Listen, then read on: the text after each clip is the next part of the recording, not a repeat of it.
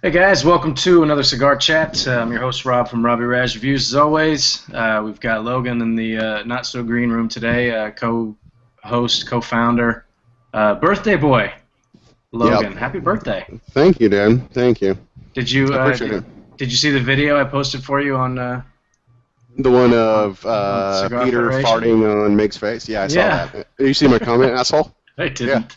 Okay. I didn't see it. hmm But yeah, happy birthday! I'd give you one of those if I could.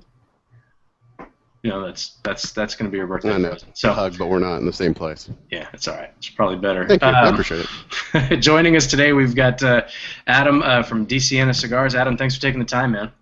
Thanks for having me, guys. We understand you've got some inclement weather in your area. We do. We got some nice thunder boomers rolling through, but hopefully we'll be okay. All right. Well, we'll try to power through. If we lose power, then we won't power through. But you know. Anyway, so and you're based out of are you based out of New York, right? We are based out of New York in Westchester County, New York, which is about an hour north of Manhattan. Okay, and we'll get into that because you've got a store over there and Yes. everything, right? So yeah, we'll get into Yep. that as kind of as we go along.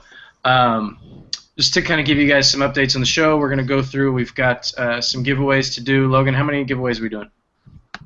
2. We got 2. All right, and we're doing two We got 5-packs. We're doing 2 5-packs, and then we're going to do something after the show. Okay. Special. Okay, cool. So we'll probably do the 5-packs early, and we've also Yep. got for the next 48 hours we'll have DeSiena Vitola sampler packs available in the store. There should be a link right there on the front page for you. Click right through to the put it store, up. and it's a 4-stick sampler, correct? It gives you one of each Vitola. Correct. Gives you one of each size, right? Okay, and we'll get into more details on the cigar, and there's some details posted there as well. But as the show goes on, we'll give you some details. But that'll be up for about 48 hours or so, probably through Saturday. So if you guys are interested in purchasing a sampler, you can go ahead and do that there. So let's just get started. We'll dive right in. Adam, give everybody a little bit of background on yourself and how you got involved. And I know we've got the story posted. The truncated version, I'm sure, of the story posted in our store. But give us a little bit of background how you ended up in the industry. Well, I'll give you the quick version, I guess. I've been in the retail side of things for 20 years now. I bought a small little pipe shop in my hometown when I was graduating college. We turned that into a full-time business. This was back in '93, geared more towards cigars. Cigar boom hit, 95, 96, and the business just took off. We now have 2 retail stores, one in Lower Westchester, which my brother Josh operates, and the one up here in Yorktown. And then, being in it for 20 years, I've watched some of your past guests. A lot of us have been on the retail side before the manufacturing side. Now I wanted to really delve into another chapter of the business, so to speak. Yeah, we had just recently we had somebody on. I think was it Colt? Colt Colt. Cigars? It was Yeah. Colt. It was Colt, Colt, yeah. Colt Yeah. Stulak, and yeah, Roman Craft, and there's a shit ton of them. Yes, There I is. was watching some of your past shows, and I noticed a common theme. Yeah, and it was actually that was kind of a theme at IPCPR. And Logan, you can probably comment on this too. When we walked around the show, that was one thing that I heard from some of the reps that I know for different companies, that a lot of their accounts were at the show, but not in a buyer mode. They were in a seller mode. Yep. 'Cause they were there to sell their product. So it seems like that's a theme. You got a lot of shop owners are coming out with their own blends. So I think it's pretty cool because I like smoking new stuff. So it seems like there's always something new out there. So I think that's good for guys like me. So let's talk a little bit about how you came up with this particular your particular blend and how that all came to be. Well, again, being in the business so long, you develop good relationships with different vendors. I've developed a great relationship with Alec Bradley over the years.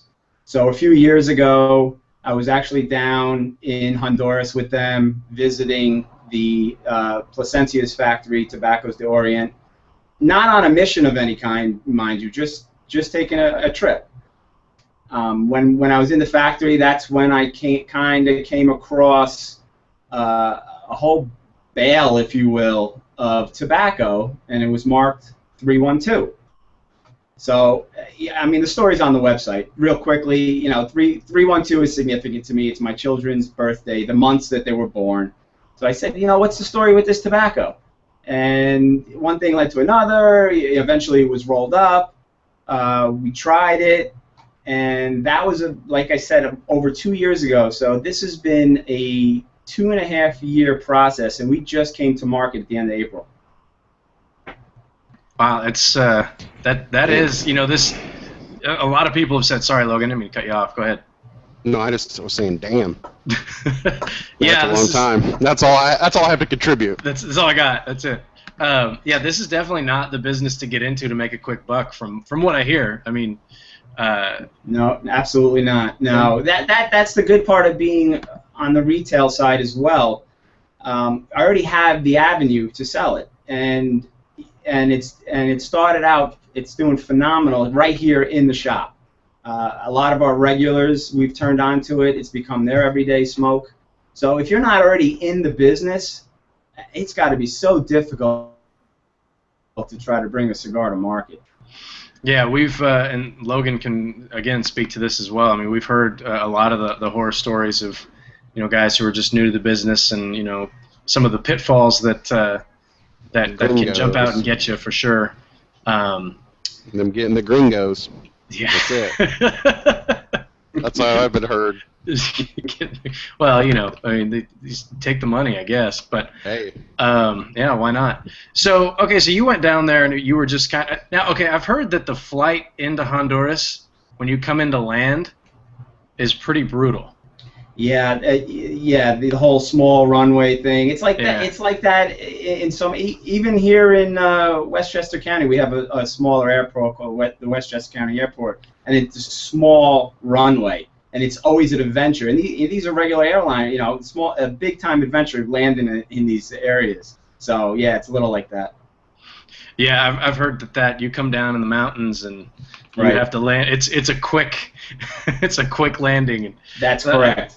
I have no problem flying, but I find myself in the last 15 seconds of the flight, in my head I'm just saying, do a good job, do a good job, do a good job, because the landing always freaks me out.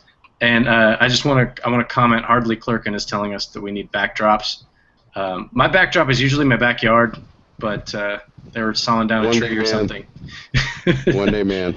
Well, you know, we do need to invest the $15 into a backdrop from like Vistaprint or something. But hardly, we invest our time to bring people like you. That's what I got.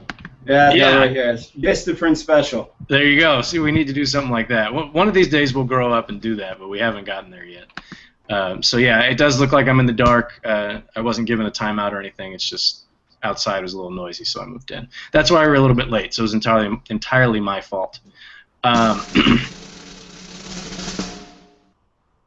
That was the wrong one, but it was your fault. It was anticlimactic. I was nothing. Usually drum roll leads to something. All right, so okay, so let's backtrack. I got sidetracked with the airport. So you were down there, you find this tobacco, and you start, you know, you're messing around with it. From that process, and this is the part that I like to talk about because I mean we're being in the part of the industry that Logan and I are in, we see it from the outside. We don't get to see that insider perspective of, well, there's this tobacco, and then, you know, you can go in and play with the different things. That's what everybody says. I like to go down and play with the tobacco. How much of that were you involved in with the actual blending? Well, here's what I wanted to do. I wanted to develop a cigar that would appeal to as many people as possible, so to speak. In other words, I wanted a mild cigar smoker to be able to enjoy it, and I wanted a full-bodied cigar smoker to be able to enjoy it. That was the mission with the cigar. So the reason it took about 2 years or so is because they would send up from the factory samples. Like for instance, the first samples I smoked, I didn't like the color at all. I thought they were too dark. So then there's a whole nother process starts. So every time you reblend this, it's a good 3-4 months before I get the product to try, And after you do it 3-4 times, you're a year and a half in. Yeah. No, that's when you look at it from that standpoint, I mean, you can really understand why some of this stuff takes forever. From what I've heard, you come up with a blend, you find something that you like, and you roll it. It's got to sit there for 90 days before you really get the full. I mean, yeah, there's people out there who can smoke something fresh and tell you what it's going to taste like. I think those guys are few and far between. I mean, those are the guys who are down there all the time. But for somebody new like yourself starting out in the business, you got to wait that 90 days to really get an idea of what that cigar is going to taste like, so that the flavors can really meld together. And yeah, I mean, if you go through a couple of different iterations, and you're, like you said, that's a year and a half gone. Yes. So when from there, I mean, we've got the band design has some family connections to you as well, from what I understand. Give us a little bit of insight on that. Yeah, the band design, a friend helped me with here locally. You could see the crest is basically from the Siena region, where my heritage is, from Siena, Italy. Okay. And then you have the nice backdrop of the Siena Mountains there. And I really wanted to try to capture, family means so much. So I wanted to try to capture my family's heritage. And that's why the different names on the boxes relate to my children. Like the K4 Robusto is my daughter. She was 4 years old when we started this, and so forth. So that's the essence behind that. Cool. That's it's always good to have. I mean, I like the look of it anyway. It had a very European feel to it to me. I mean, I don't know. I mean, I've got family from Norway and family from Italy, so I don't know anything about family crests and that kind of thing. But to me, it looked very. I have one. You have one? Yeah. No, I'm not lying when I say this. This is going to sound like total bullshit, but I'm not lying. So we're descendant in Ireland from it's Lowlors, and we're actually Viking royalty and have a castle in Ireland. Seriously. Now, did I get any of those genes? No. Negative. Negative, you could be a Viking. I do. My wife calls me a Viking all the time. Yeah, you because I smell bad like, and don't ever shave. But I did today. Who's the one from the comic strip? The Hagar the Horrible? Sure. Sure. You could be that guy. He's just kind of like big and oafish and just like steps on things. Badass. But there's question. Well, anyways. So Adam, question. So for people that haven't traveled to Siena, Italy, or have been to Italy, and I ask this because I've been there, so I know. Name two cool things about Siena, Italy, and I'm referring to the race and then the bank. Yeah, the bank. Now the thing that stuck out the most in Italy is the Duomo, the church, and the square. That's just cool too. Yeah, that's cool too. And like I was telling you before we went on air, the name of the race eludes me. I can't remember what it's a big horse race that goes through the market, and we literally missed it by a week or so when we were there a few years back in October. But I don't know what you mean by the bank. What are you referring to there? It was the first official bank founded by the Templars, and it was the Bank of Siena, and it's the oldest bank in the world. I see. But I'm like a history nerd. Like I walk around and the horse race in the square. There's like 17 people in each different district has a race, and people get all fired up and drink, and like if they lose, beat the shit out of each other. It's awesome. Big party. It is a big party, exactly. Yeah. But anyways, that's a little history for you. You never know what you're gonna learn on cigars. Random stuff, man. I'm telling you, just random stuff. I know. Just raining knowledge. Are you looking up what the horse race is called? I thought about it, but then I didn't. Somebody look up what the paleo. That's it. Yeah, that's it. Good job, Jared. You're on it. Anyways, back to the cigar. So, Rob, you want me to just dive right in? Yeah, go ahead. All right. So, after kind of reading your bio, so you were down there, you kind of found this tobacco. It's something you wanted to work with. What factory?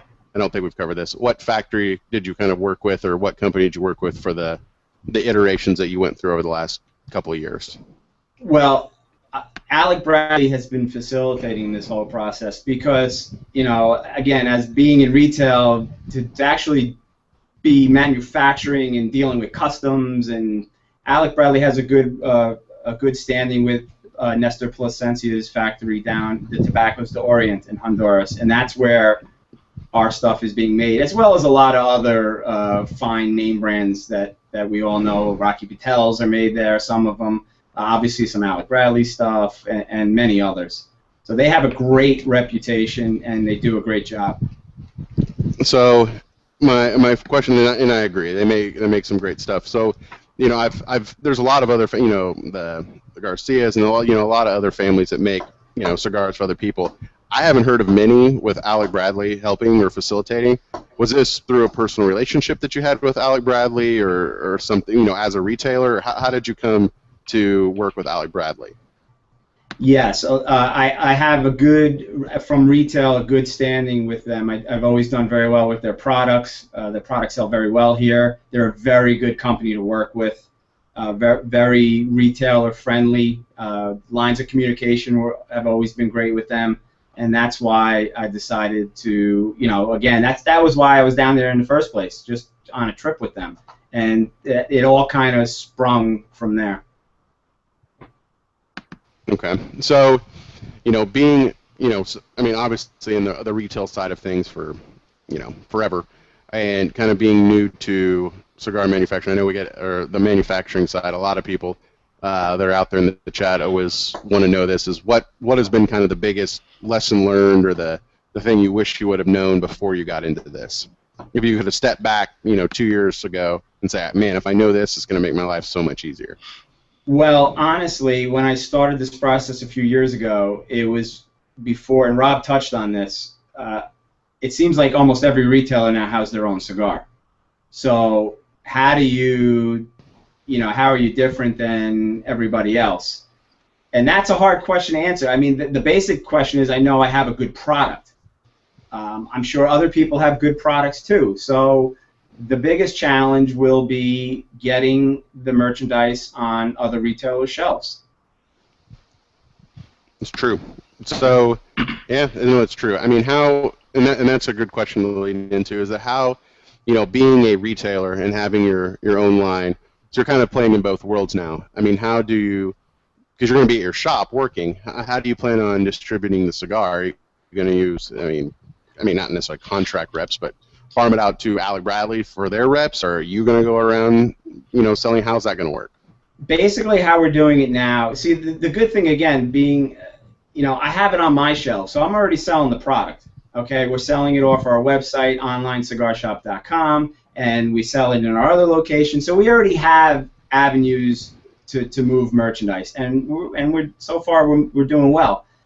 I haven't, you know, so in other words, I'm not rushing. Okay, so I'm starting to build relationships and make inroads with other retailers, discussing the product with them. I haven't decided to take on any brokers at this time. And then we're just going to try and build it from the ground floor and see how it goes. You know, we'll be at the IPCPR next year. Great. I wasn't able to do it this year because honestly we were in between shipments. Our first shipment was such a big hit, we sold out, and we were without product for a good month and a half. Wow. It's a good problem to have. Yeah, but a bad time to have it. Yeah, no, exactly. Yeah, right. Well, now that Logan's done with quizzing you on your business model. Hey, that was all good questions. Those were very good questions. They were insightful. For business class 218 with Logan Lawler, that's funny too. So what's your plan to sell it? I don't know why that was funny to me. It was a great. I was going to ask you. I was going to IM you and ask you why you were chuckling, because I thought that was a very insightful question. That's why I was in his shop. Well, that's why I was chuckling, because in my head it's like, okay, when is the overhead projector going to kick in and the PowerPoint going to show up on? I work in corporate America. What the F do you expect? Yeah. Look at you, caught yourself. That's good. I know I did. I try to keep it PC. I do have one more question, and then back to you. Go ahead. Sorry. Somebody in the chat wants to know, did you happen to go to college at George Washington University? I did not. I went to a small school here in New York called Pace University. Okay, because they said you look a lot like somebody they know, so they were obviously wrong. Moving on. We go from business class to stalkers. I love it.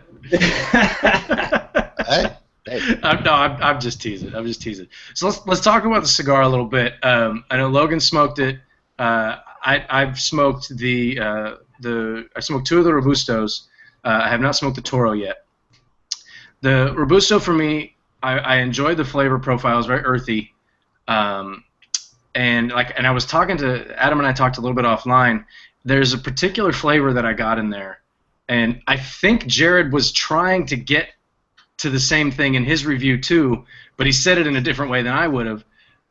But there's like a smoky flavor in there, which I know that you're smoking, so it all tastes smoky, but like a mesquite smoky, like a burning wood smoky kind of flavor. I wouldn't call it like a campfire type thing, but you know what I'm getting at. It's not like I want to say a barbecue note, but it's not like a barbecue sauce, but it's like a smoky kind of flavor, and it's a little bit salty. Yeah. It was an interesting note that was in there, and Adam, you were saying that that's really just in the Robusto that has that note. Like that was did we kind of see eye to eye on that? I think it's more pronounced in the Robusto. You'll get some of that in the Toro as well. And after we spoke about that, a lot of people feel the same way, and I feel it too. It's I've always had a hard time putting flavors to cigars, like cinnamony, leathery, earthy. I know if I like a cigar. I know if it has a good taste. I know if it burns well. I leave the descriptions up to you guys and the consumers. Mistake. Just kidding. Come on, that's what you guys are on for. You guys do a great job. He didn't say he gave us any credit. He said he left it. There's a difference. Touche. But go ahead. Sorry. But the thing I was going to add was it could be, we have some Colombian filler in there, and to my knowledge, there's not a lot of cigars that use a Viso filler from Colombia, and that could be what's adding a little bit of a different characteristic that's hard to put your finger on. Yeah, it's definitely unique. For me, it was full flavored, lots of flavor to it. It wasn't the most complex cigar that I've had, but I don't think that's a bad thing. It was very consistent throughout, and I haven't posted my review yet, but I've got a ton of photos. The ash in this thing, it didn't want to break off. I had to remove it because I didn't want it to fall on me. But the construction on it is amazing. The draw was great. Very, very consistent flavors throughout. But there was that definite, earthy notes. There's a little bit of, not much sweetness, a little bit of a nuttiness in there. But that barbecue kind of, but barbecue's not the right word, but campfire-y kind of flavor for me was really what set it apart. And I think that could be a make or break for somebody. Either you would like that or you wouldn't. I personally liked it, and I think it would go really well with a real peaty Scotch.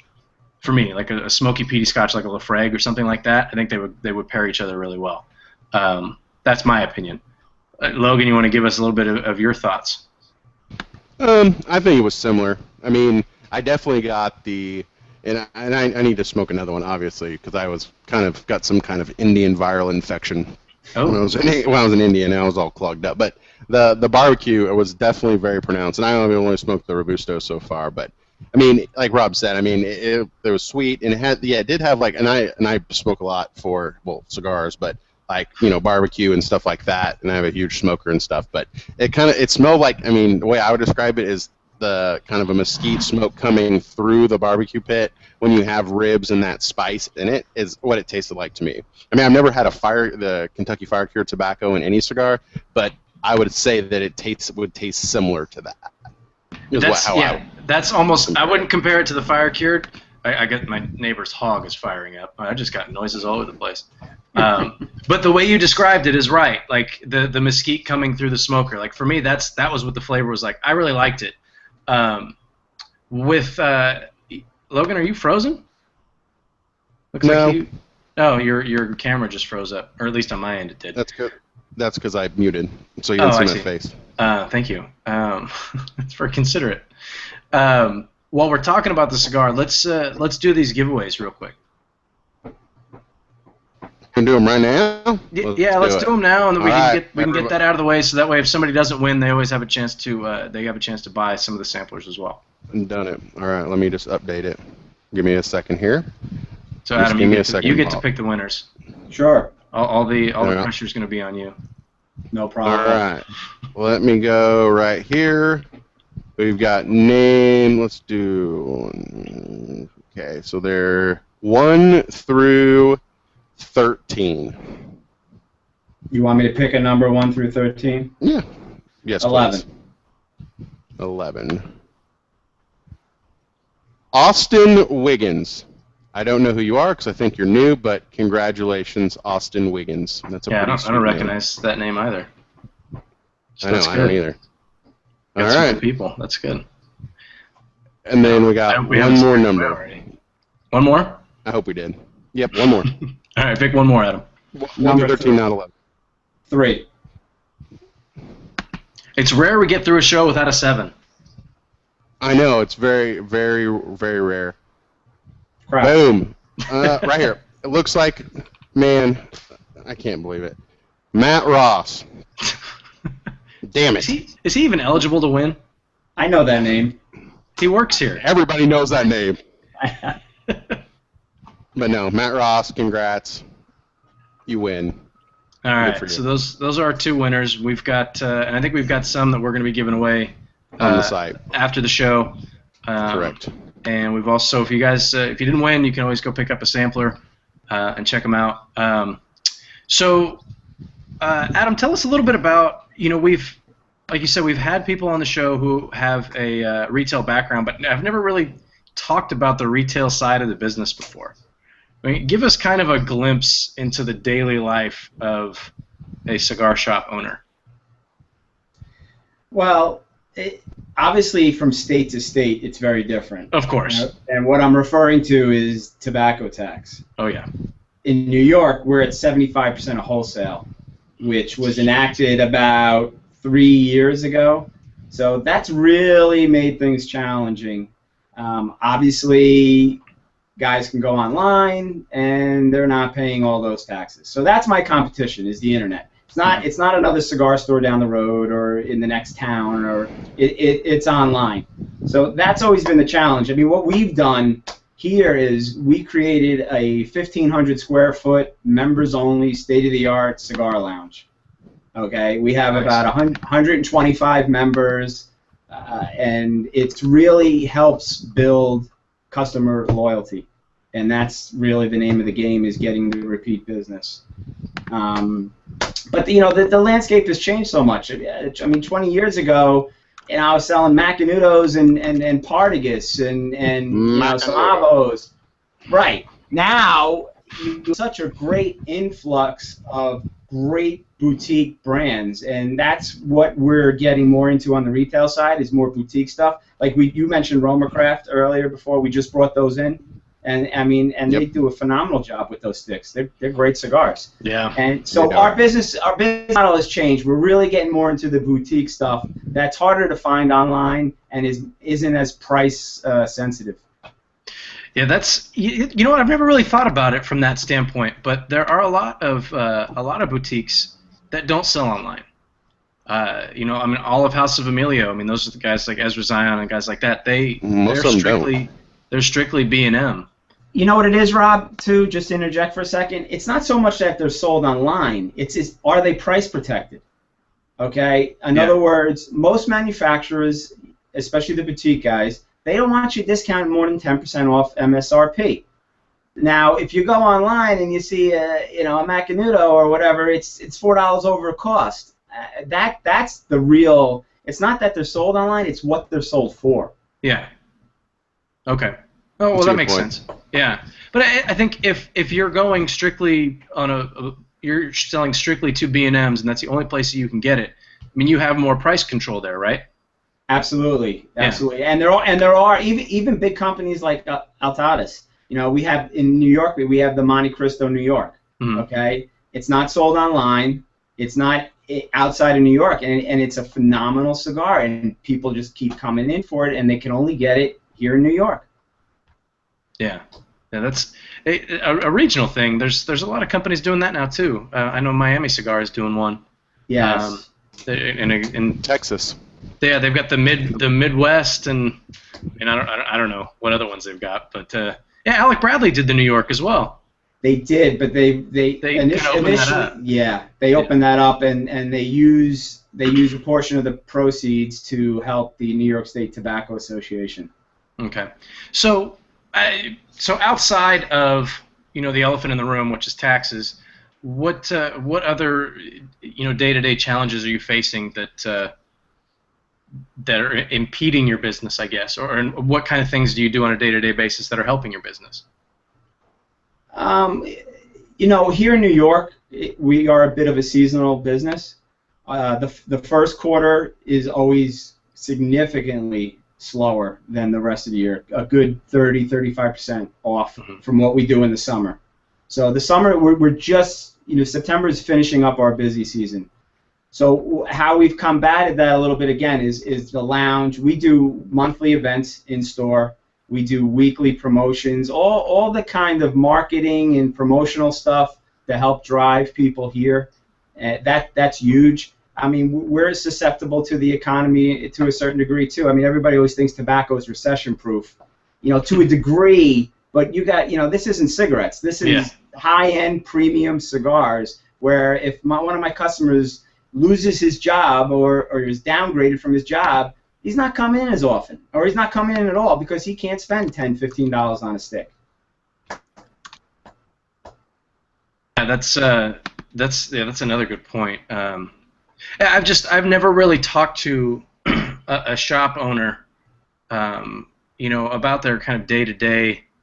I mean, we all see, excuse me, we all see that you guys have your reps are coming in and you're checking out what's new and you're going to the different shows, IPCPR and things like that to to get the new product. But just on a regular Tuesday in March, I mean, what can you really do to drive extra traffic other than doing different events and things like that? I mean, it's a constant. I mean, I know we're getting off topic because we're here to talk about your cigar, but no, that's okay. I do a lot of social media stuff. I mean, I do a lot of Facebook. I do a lot of Twitter. I work on the website.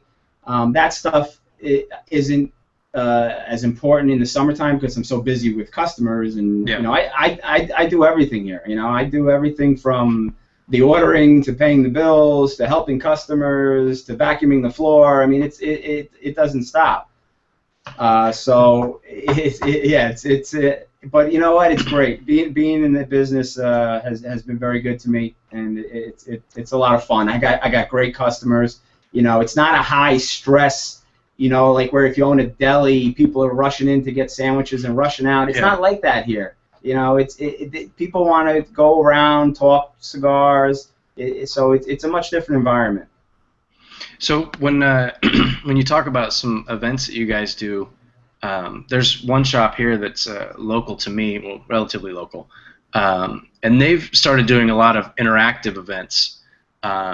Things like they have a sponsored cigar, one particular cigar, and nobody knows what it is, and everybody who comes in that night, you pay like $10 or whatever the price of the cigar is, and everybody gets one. It's got no band on it. The whole group is there, and they smoke it together, and they talk about it. And I don't think the goal is to really try to figure out what it is that you're smoking, but just to kind of everybody's smoking the same thing. You can see different palates and different tastes and things like that. I mean, do you guys do anything? It's cool. And I think you can do a lot of interesting stuff once you take the band off. It's just like having a wine tasting party where you wrap the bottle of wine in a paper bag. Nobody knows what it is, and at the end of the night, the $3 bottle is the favorite for some reason. But no, I mean, do you guys do anything along those lines to really kind of engage your customers on a regular basis? Well, in a matter of fact, we have an event coming up next week. We're doing Davidoff tongue tasting, which I did years ago when I went to the Davidoff factory with Henke Kellner. It's incredible. You basically get 3 or 4 different what they call blending sticks. We'll have Jeff Stone here, who's the Davidoff ambassador, so to speak, and he does a whole presentation and how different parts, different blends within a cigar hit you on the different parts of your tongue. A certain part of your tongue tastes the salt, a certain part tastes the sweetness, and so forth. So it's a really cool thing. So we got that going on next week for about 30 people, and we do things like that.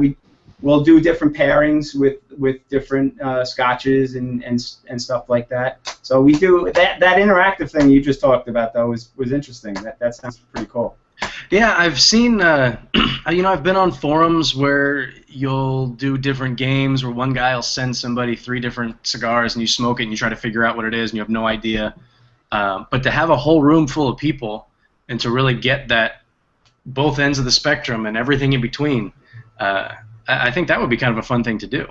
Yeah, it's a lot of fun. I did it, so it's and you learn a lot too. I mean, so it's pretty cool. Yeah, the Davidoff thing I hadn't heard of. But no, I've heard of Davidoff, but I haven't heard of their event. Logan, are you all right? You falling asleep over there? Is your camera's all jacked up or something? Yeah. I think we lost Logan. Mosquitoes.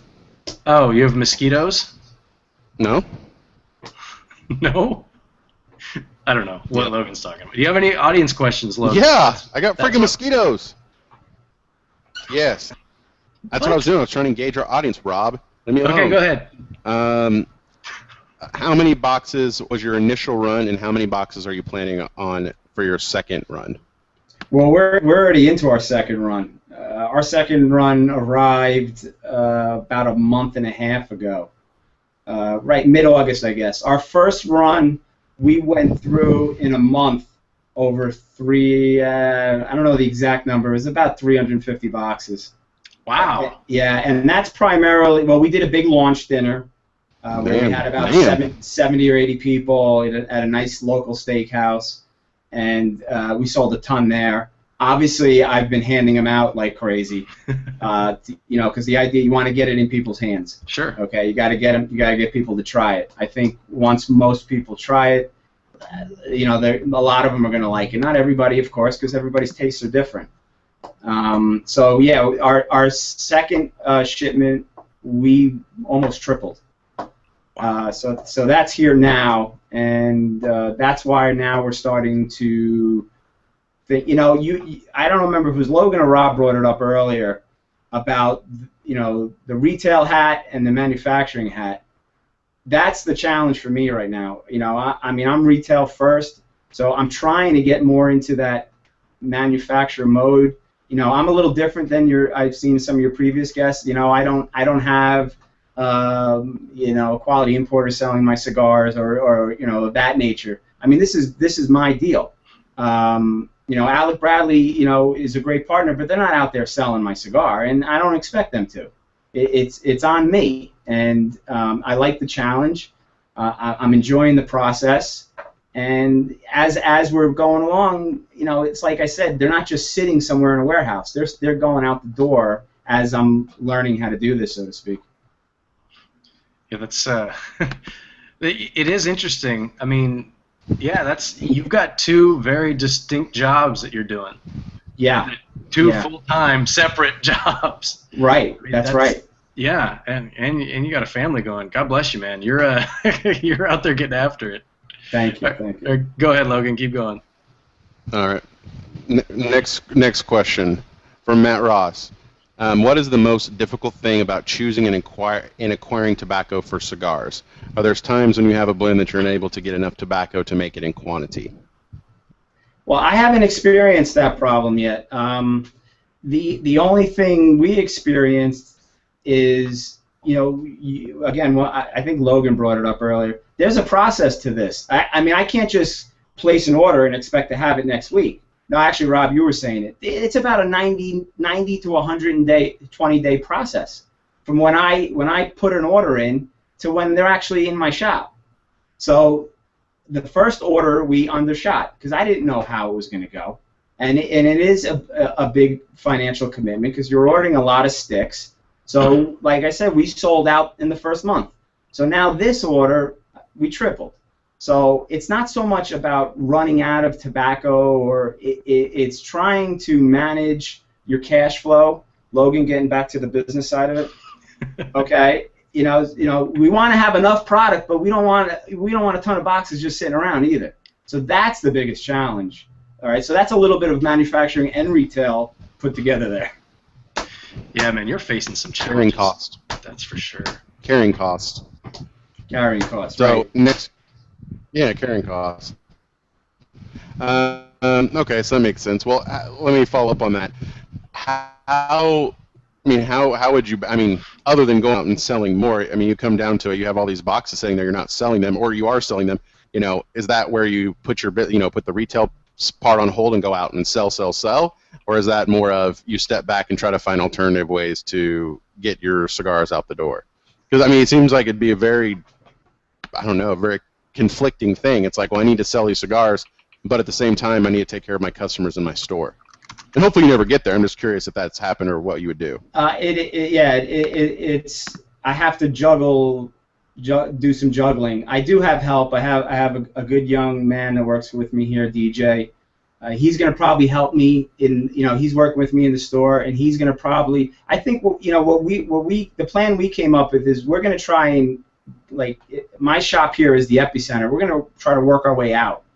All right, so from here we're going to go out. We're going to go to the stores in the tri-state area, and then slowly branch out like a spider web that way.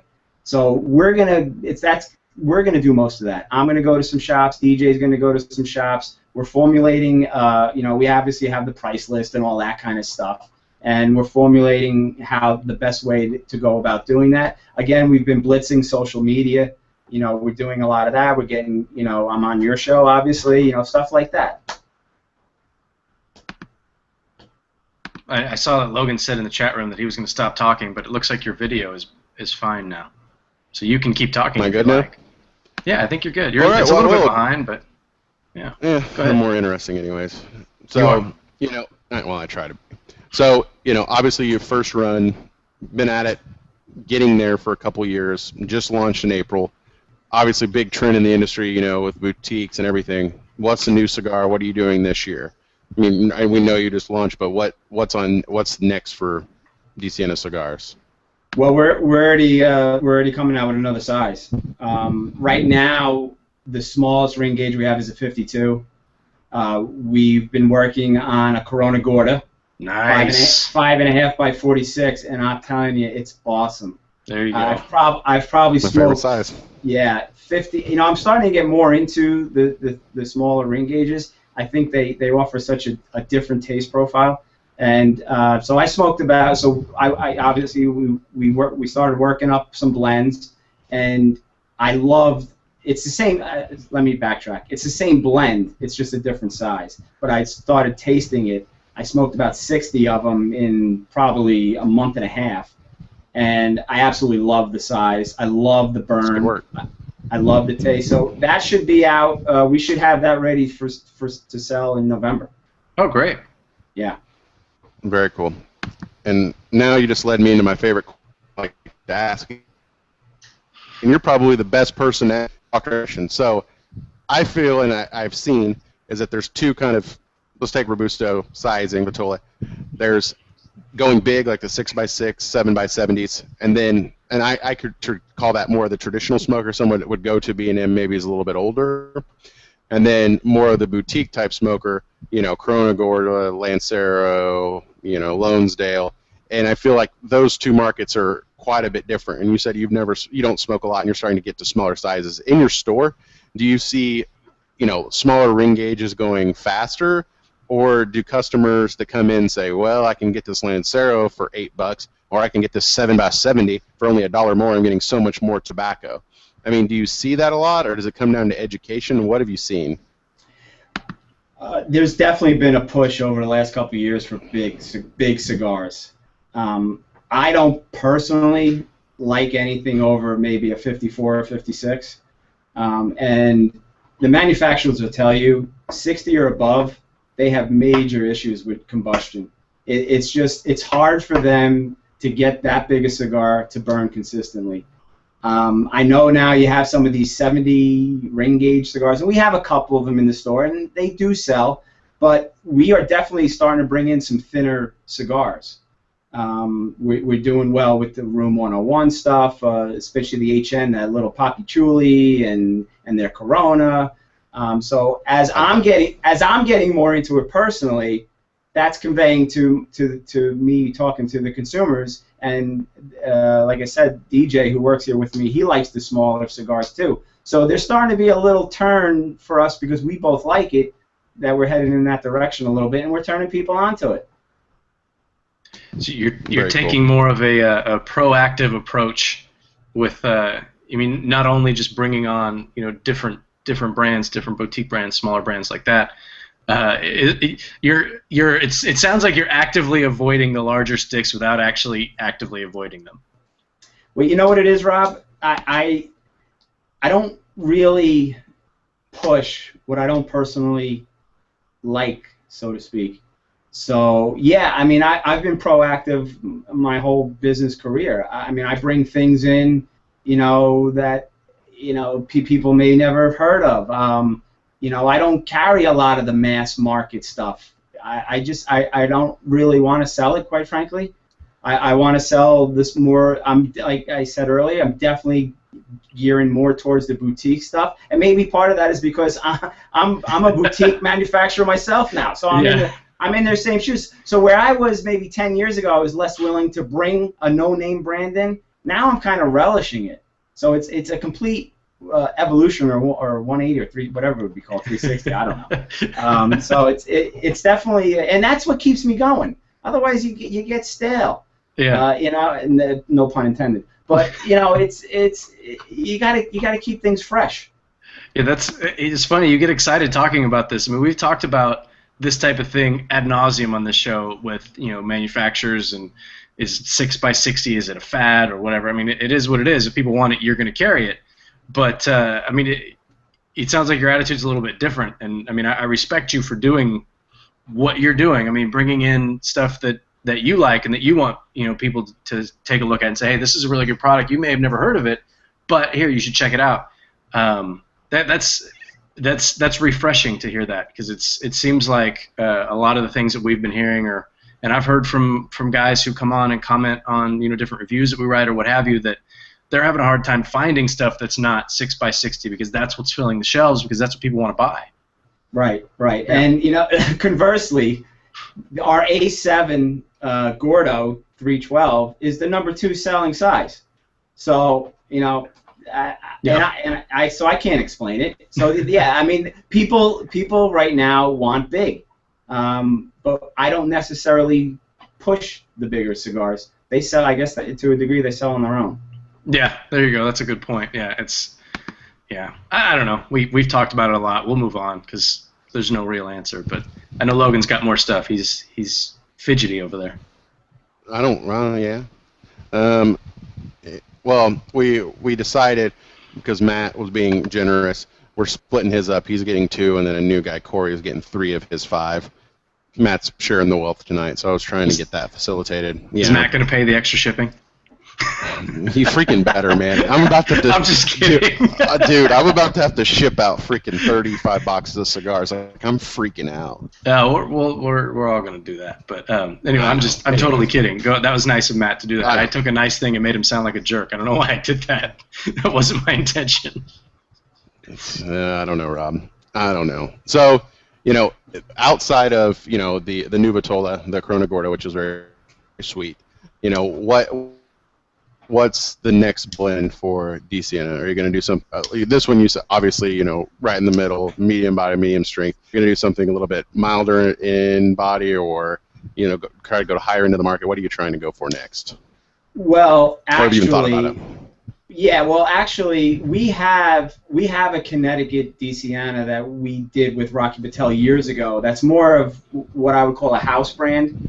We have a few different house brands, and DeSiena was kind of launched then, but not with the aspiration of distributing it, like with this cigar. So we have a light, mild Connecticut in-store brand. Right now, I haven't even thought about future brands. This is so new, and this is such on the beginning levels, the first floor, so to speak, that I have a lot to do with this before I could think about another blend or another line. I tend to try to do one thing at a time. The cigar community, man, we're tough to keep happy. Your cigar just came out. I mean, it's only been around for, I know. you said like 6 months, I think? Yeah, since April. And we're already asking for something new. Yeah. So I got my hands full right now. So we'll come out with the new size, and next year we're probably going to add some kind of bellicoso or torpedo, because that was Lancero. Yeah, or maybe a Lancero, or yeah. So we'll kind of expand from within right now. Yeah, no, I'm just teasing about that. But Logan's always asking for new stuff. I mean, you get him a new cigar, he smokes it, he likes it, and he's like, okay, what else you got? I mean, you can't keep this guy happy. But you know what? That's how the consumer is. People come in here all the time. Smoking cigars is like collecting Pokemon cards. That's right. Pokemon. Wow. We are from different generations. I don't know, man. Brother. It's like collecting and trading Pokemon cards. We are from. I know, dude. I'm a millennial. Can you believe that shit? I was collecting like 1987 Topps baseball cards with a little wood background. I think Rob and I are more the same Dude, I was like 3 years old. Yeah, we can I was like 3 years old. I'm just gonna mute Logan for the rest of the show. So guys, we're coming up on. Yeah, just do it. We're coming up on the end here. I told Adam we'd have him for about an hour, and we're coming up to that point. So get any of your last questions in. I know Logan's keeping up with your questions, and I think the video is running a little bit behind today. So. Just so Adam, just so everybody can find you and get in touch with you moving forward, let everybody know where you are online. You know, you're very active on social media with Twitter and Facebook, so let everybody know where they can find you. Well, yeah, you can find us at DeSienaCigars.com. That would bring you right to our online buying site, which is onlinecigarshop.com. Those are our two main websites. Also, at DeSiena Cigars is my Twitter handle. And we have a Facebook page as well. So all that stuff, you can find us very easily. We have all the boxes, 4-packs, 5-packs, all of that up on the website. Very simple process to place an order. It's a nice, easy shopping cart, the whole bit. Cool. Yeah, and like I said, for the next, I guess through the end of Saturday. We've got them available. The four-stick sampler comes with the Robusto, Toro, Churchill, and the Gordo. That's available in the store until the end of Saturday. So if you guys want to pick up a sampler, go ahead and do so. There's a link right there. Logan, we got any last-minute questions? No? I'm waiting. No? Okay. Well, there might be some. Hold up. Go ahead. No. No, we're all done. No, okay. They're just talking about how we're all done. Yeah, we've got people adding you on Twitter, so that's good. That's good. Adam, thanks for taking the time to chat with us tonight. I know it's getting late over there on the East Coast, and I think there's a football game on, so if you guys want to get who's playing tonight? There is. We got Patriots. Somebody. Patriots. Are you a Jets fan? I am not a Jets fan, but I don't root against them. Okay, so that was why you were okay with the date. If you were a Jets fan, you would have said, "I'm sorry, I have to cancel." I would have never canceled. No football game. Good answer. Business is business. You would have never canceled, but we would have conveniently found another date. I'm a big sports fan, so I would have been totally fine with it. But so again, we appreciate you coming on and making your samplers available to our guys, and the giveaways we appreciate. It was really generous. So we're going to get a bunch of people smoking it, and hopefully we'll help generate some of that, some buzz for the DeSiena. I personally enjoyed it. I'll have my review up. I'm heading on a week-long fishing trip on Sunday, so I'm going to try to get it posted up before then. If not, it'll be after. And I'm probably going to bring a couple of DeSienas with me and smoke them on my trip. So we also, like I said, we appreciate it. You guys can find me, guys. We appreciate your support as always, checking out the show every week. And putting up with me, talking about myself, and putting up with Logan, looking the way he does, and being like, look at him staring. Look at that. It was the timing was perfect. He's just staring right into the camera. So we appreciate your support. You guys can find me, all my reviews and everything on RobbieRazReviews.com. That was perfect. Thank you. Appreciate that. And at Robbie Raz on Twitter. Logan runs everything here on Cigar Federation. He's at Logan at Dell Corporate Monkey on Twitter as well. Logan, next week, what do we have? We have Fratello next week, right? Fratello. Yeah. Fratello. We've got Fratello Omar. Cigars. Omar is another. It's another new line. Logan may or may not be running solo next week. I'm going to be driving back from my fishing trip. I'm just not sure when I'm going to be home. So hopefully I'll be there. And if I smell like fish, you guys aren't going to know because you can't smell me. So we'll look for you guys next week, next Thursday, same time with Fratello Cigars. And again, Adam, thanks a lot, buddy. We appreciate it, and best of luck in the future. Thank you very much, guys. Thanks for having me. I had a good time. Thanks. We appreciate it. Take care. Have a good night. Thanks. Bye-bye.